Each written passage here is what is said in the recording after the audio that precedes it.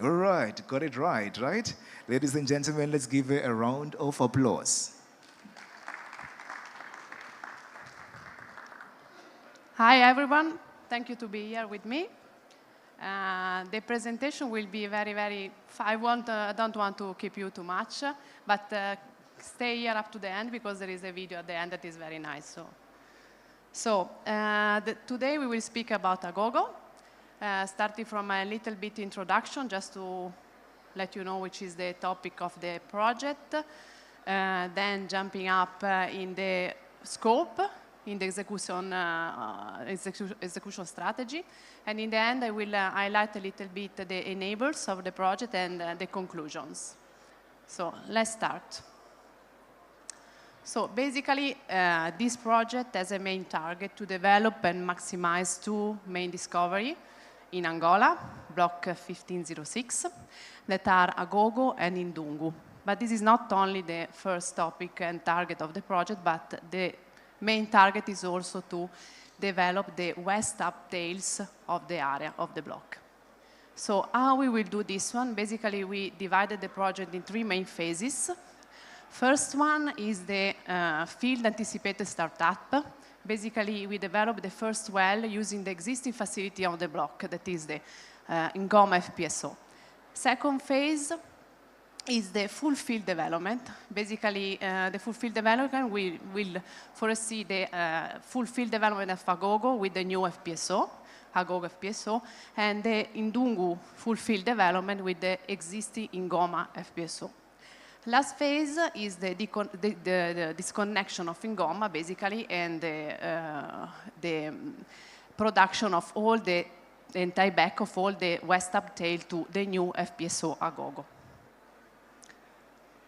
So just an highlight of the timeline of events. Basically, we did the FID in February 2023. After almost 1 year, we started drilling campaign.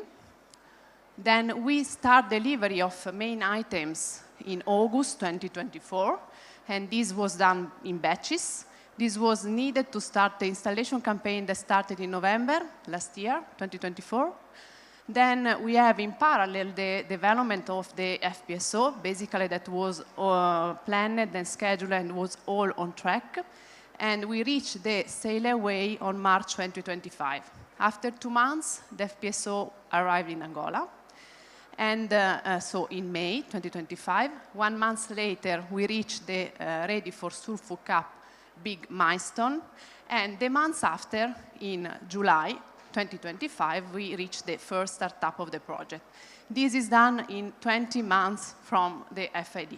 This was a great milestone reached just some months ago. So basically, this is a huge project, very big. It's not only about FPSO. So we have this new FPSO, but we have also a lot of other items. Basically, umbilicals, 60 kilometers, RFS, flexible riser, 40 kilometers, 100 kilometers of flexible flow line. We have also 90 kilometer rigid flow lines, 33 Christmas tree, 15 manifolds, 17 SDUs, and in parallel, 3 rigs in the block. So this was a very huge project, very huge activities, and to be highlighted that all this one was managed in more than 15 execution centers worldwide. And it's not only worldwide to be mentioned here, but we were focused a lot in Angola, where we spent more than 3.5 million man-hours in different areas of Angola. So this was a huge project. How we managed to do is divided, of course, the big scope in small packages, highlighting where is the critical yards and moving people, the critical people in the yards in order to follow up any kind of action to be put in place in the fastest ways. So now I will deep dive in 3 different main areas. Basically FPSO, then we will talk about SPS, and last one will be installation. Just to give you the enabler that I think that were the key for having all this done in these 29 months. Basically, FPSO, the schedule of engineering was very strong. We reached in only 10 months the ASI, DASOP, and the 3D mobile review. So this was a key element in order to then run with the construction.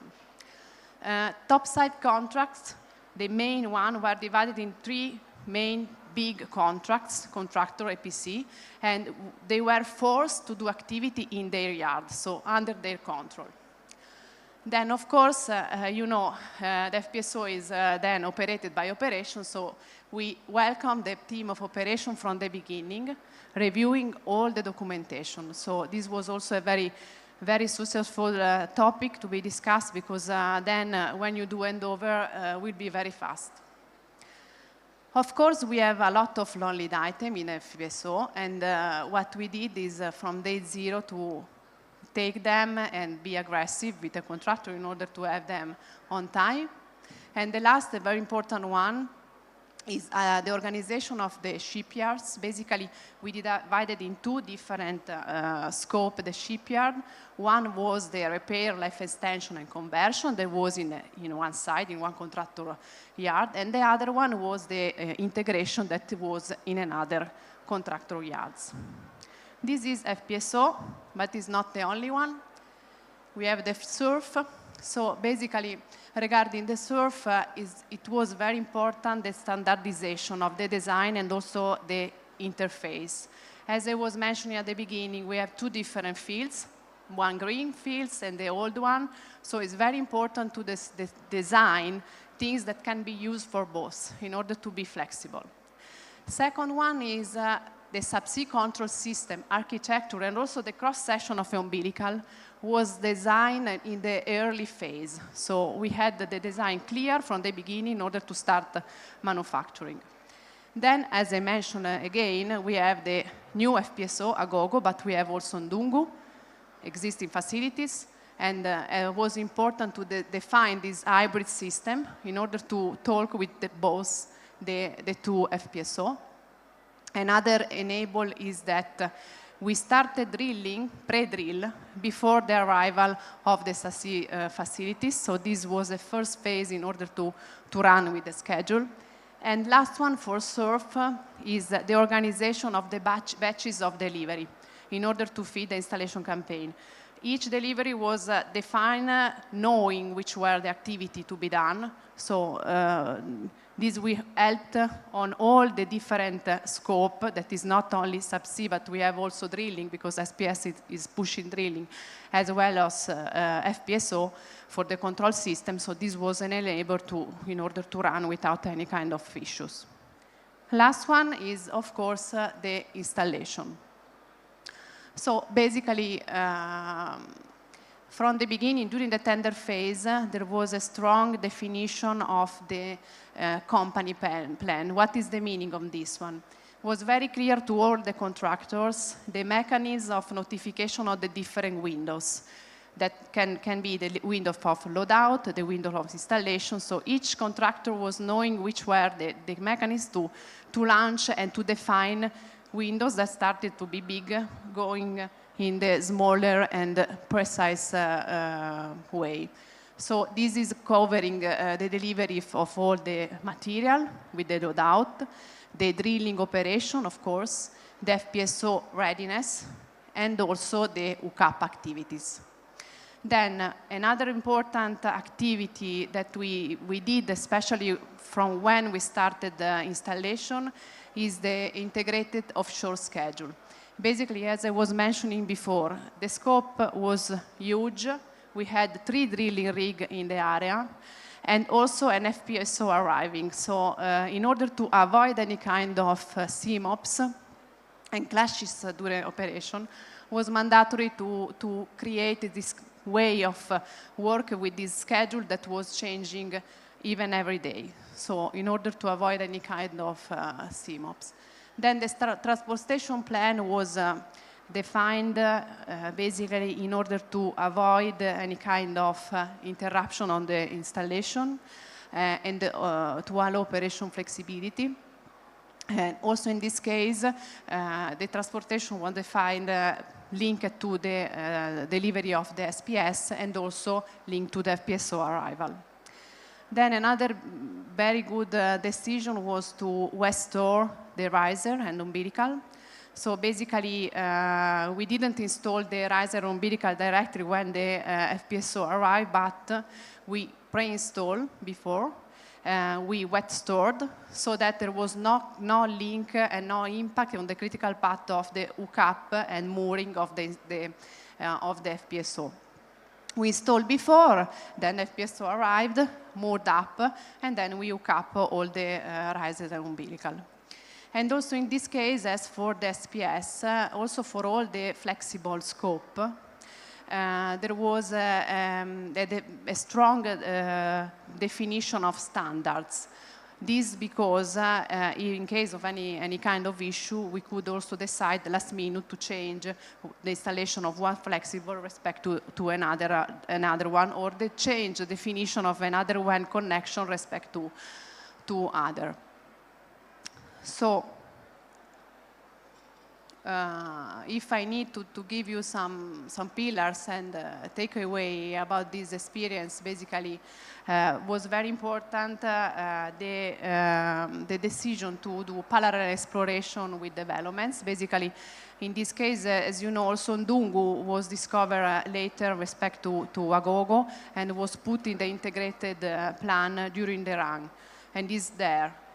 The same is always check if there is something near to your exploration that can be connected very fast in order to have the production as soon as possible. Optimizing, of course, also the CapEx phasing. In this case, as I was explaining at the beginning, this project was delivered in phases. In order also in this case to phase all the CapEx, not to run too much, to define in small steps the implementation of the project, and to deep dive where gray area are there in order to upgrade and finalize the scope in a later stage. Of course, as you saw at the beginning, the last phase of this project is the mature asset development. So basically, we didn't left the details of the block there, but the great idea for the beginning is we have a new FPSO, we have another one that is older. Let's try to do the maximum in order to recover all whatever is possible to recover in the right time, of course.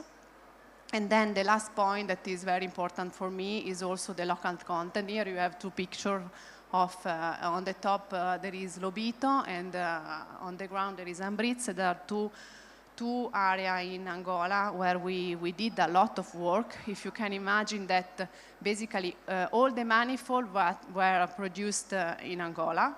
The Christmas tree were assembled in Angola.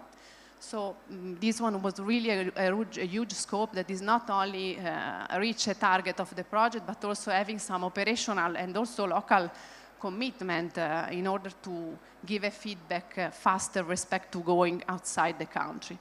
So these, if I can summarize, are the main one that I would like to show you. Now there is a video, basically, if it's working.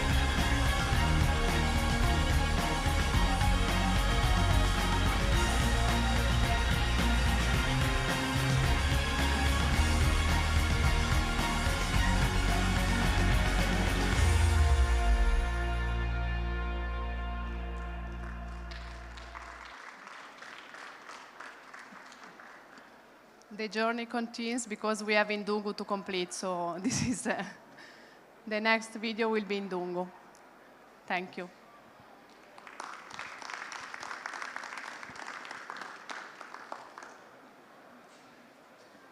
If you have any question, we can... From me on, just the alignment at the beginning. Can you increase the voice, Sorry. please? Sorry. Yeah, I should have introduced Ian Cloak of Fentra.